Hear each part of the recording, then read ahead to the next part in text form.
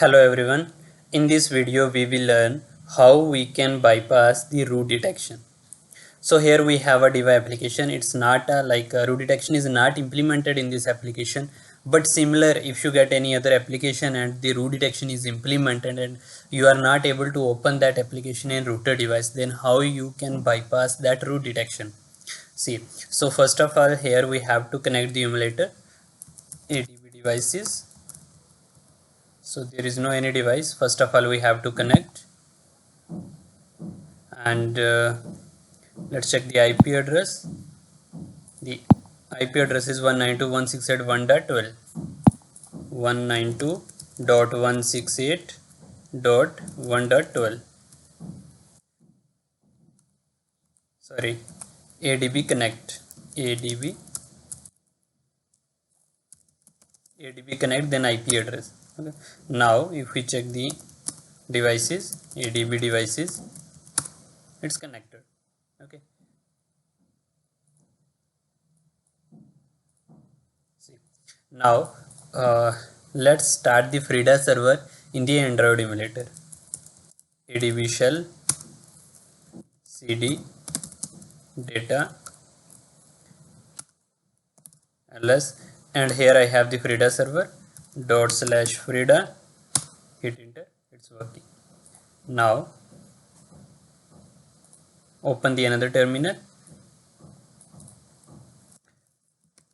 Frida-ps-ui, to check the package name of the Diva application.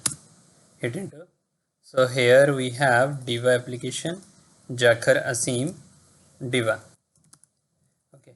So to bypass this root detection, we will use Frida-u-f package name -as almin listen JavaScript. Now we have to get the JavaScript from here. So this is the website codeshare.frida.re. From here you can get the JavaScript, okay, JS file. Here multiple different files are available, and you can click here Frida anti-root, open this, and this is the code. Okay, this is the Java code. You can just copy and create a JS file. Okay, so I already saved in this directory anti-root.js, frida.js, and root2.js. Now here let's run this file root2.js. okay, so after that --no auto reload. That's it.